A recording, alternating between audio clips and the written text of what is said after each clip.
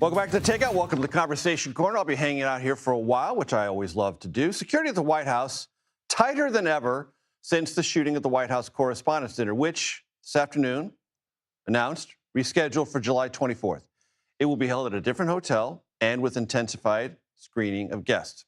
Now, the question of security in our nation's capital has really never gone away, but recently the push for perimeters has bumped up against the need for access into democracy.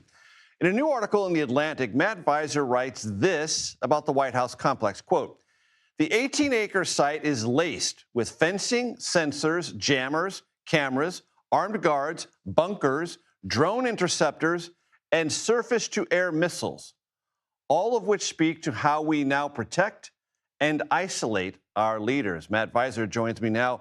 Matt, the provocative headline, "The White House is the new green zone." For those in my audience too young to remember what the green zone is, quick refresher. Green zone, Iraq, around Baghdad, had sort of a secured complex that was protected, larger than the White House site, but still sort of a bubble. It was derisively named the bubble because you were super protected in there, and it was dangerous to go out. And if you spent all your time inside of it, you kind of lost sight of how dangerous it was out there. It gave you a false sense of tranquility inside. There's swimming pools, buffets, air conditioning. So you were disconnected from the what was happening beyond the border. So talk about the White House now, what you see happening and what you fear it might be a harbinger of. It's become increasingly fortified, and the perimeter can only extend out so far. There are businesses around, so the perimeter is about as far as you can get at the moment.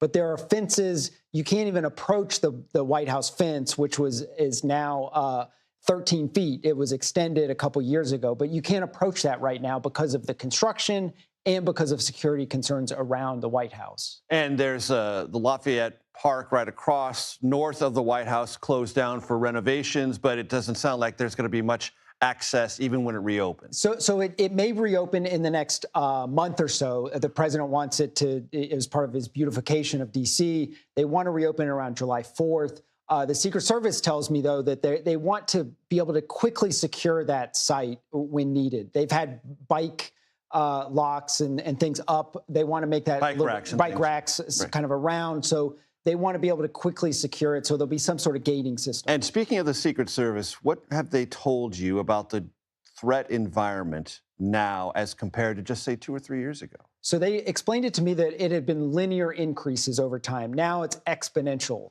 40% more cases so far this year as compared to last year over a similar time period. Of threats and actual events. Yes. So their threat environment has increased in terms of what they're investigating and what they're looking into.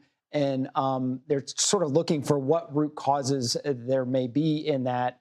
And they're trying to get it so it does not approach the White House gates. So they're trying to prevent people from getting close to the White House, while also trying to allow people who live in this country, citizens of this country, or tourists from other countries to come see the citadel of our democracy. Yeah. I mean, an image that it's the Capitol and it's the White House. Those are the two places. And being able to walk past it, there are tourists all the time. To behold it and take pictures and be there. Or to protest. Or to protest, exactly. Out in front. And so right now there's not the ability to do any of those things. So that may change when Lafayette Park is again reopened. There may be, you can get a little bit closer, but I think there's the potential that there's a fundamental shift right now in our country of how we treat security and our leaders. I'm not going to be unfair to you and ask you in a minute to compress the entire history of security at the White House, but give us a sense of how it has evolved.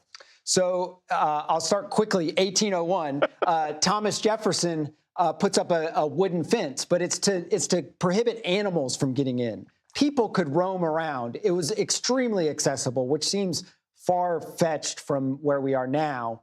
But usually there's been increasing security around global events. So the Oklahoma City bombing closed Pennsylvania Avenue to vehicles.